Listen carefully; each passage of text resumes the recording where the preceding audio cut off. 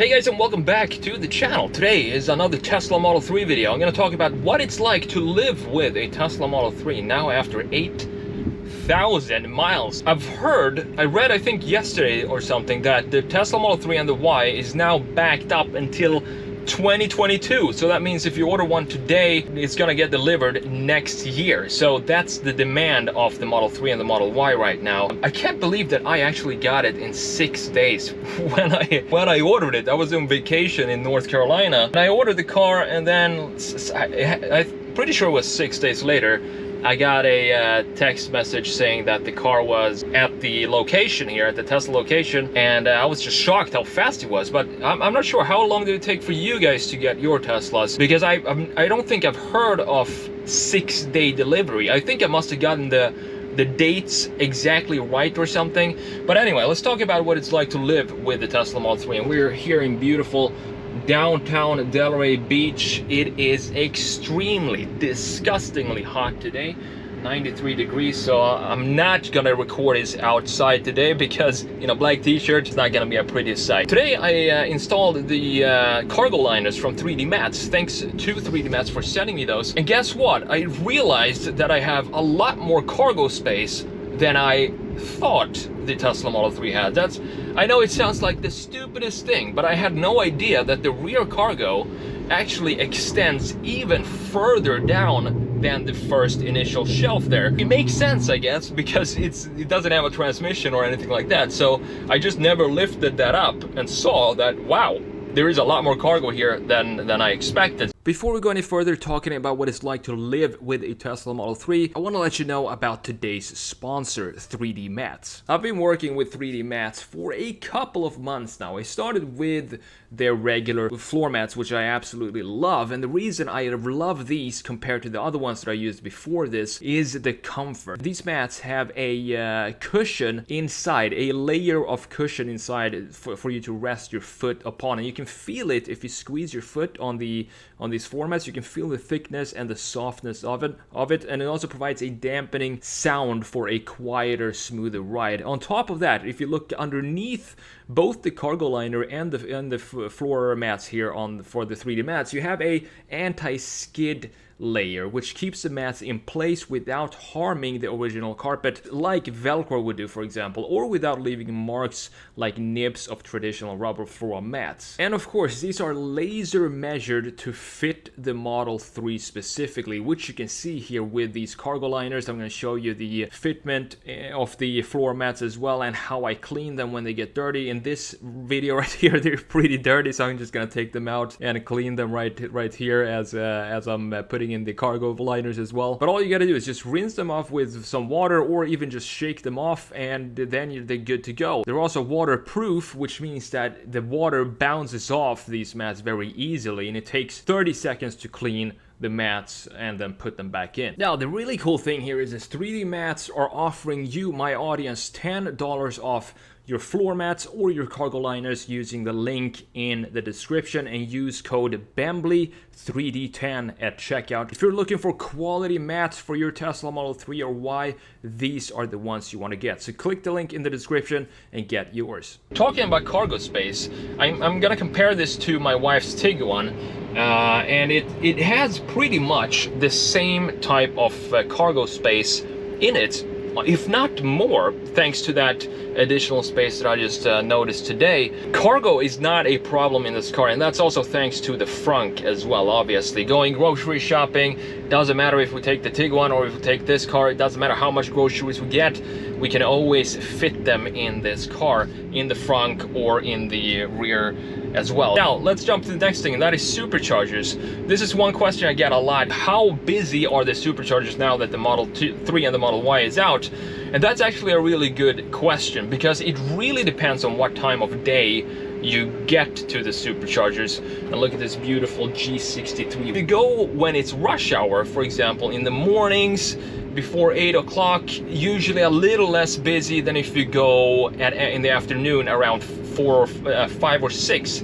That's when the peak hour is for charging. So anytime I want to charge, I always go midday from 11 to 3, you're pretty much safe when it comes to finding a spot to charge. And it also depends on the location, obviously, but I've never had a situation where I actually have to sit and wait for a charger.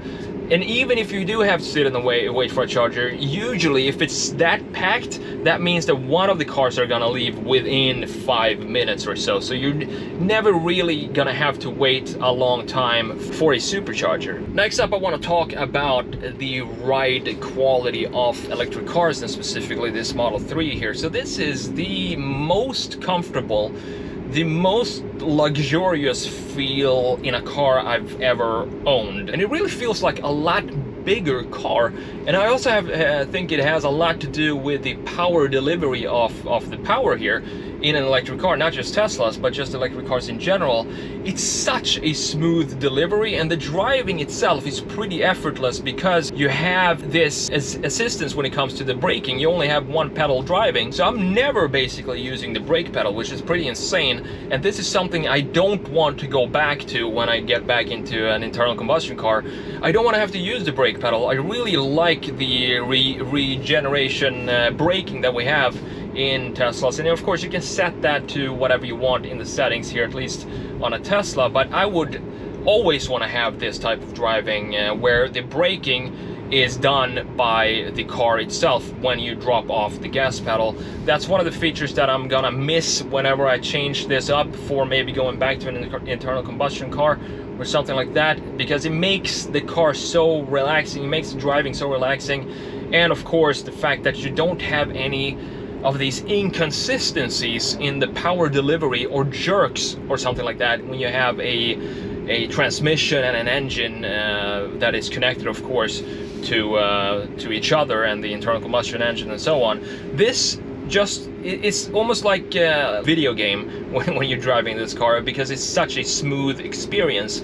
But if you haven't test driven a Tesla or an electric car before, I would suggest you go and do that so you get the experience yourself. You can see exactly what I'm talking about. And of course, if you want even more comfort than that, all you gotta do is put it on autopilot. I think that's the best commuting experience you can have if you want to wind down after a work day or something like that and just have the car take you home. That's basically what it's going to do when you have it in autopilot. Now, of course, not everything is perfect with the Tesla. If I have a couple of complaints, it's still about the build quality for the Tesla Model 3. This is a 2021 model. It's been out for a while now, and I think you would think Tesla would have a better quality when it comes to the exterior build quality.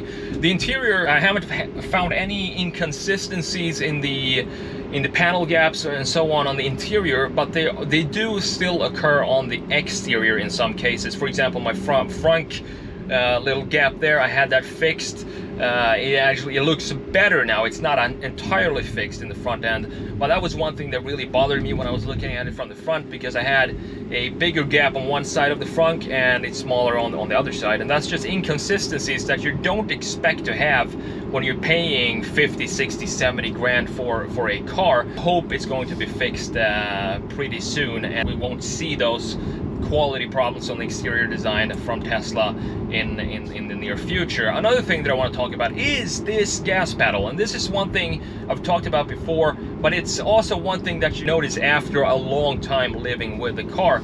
In my opinion, in my experience here, I have to keep the foot kind of, when I come to a stop, I have to lift my foot this way and keep it off like this, and like pull my foot back, because if I rest my foot on the gas pedal, we're still going to be accelerating, because the weight of my foot is heavier than the resistance in the gas pedal, if that makes sense. So the solution to that would be to have a more of a resistance in the gas pedal. It's a very simple solution. And the thing is, I didn't have this problem in the Model Y, so maybe it's just the Model 3, or maybe even just my car or my foot that's too heavy, who knows. But it's just one of these things that gets a little bit annoying when you're in stop and go traffic, because what I do, instead of lifting my foot up like this at every stop sign, I just move my foot over to the brake pedal like this, because I can rest my foot that way, and I don't have to keep my foot pulled up like this, because it gets tiring after a while. Those are pretty much my two biggest complaints about the Tesla Model 3. I don't have any problems with the charging. I've talked about that before. If you're concerned about a 110 charging, you can check out my other videos. I charge either at Superchargers most of the time, but I also charge at home at my 110 volt outlet, and it works fine for what I need it for. But I've talked about that in other videos, so I'm not gonna go in detail about that right here. If you're interested, I can link those videos down below in the description. That's about it. Thanks for watching, and I'll see you in the next video.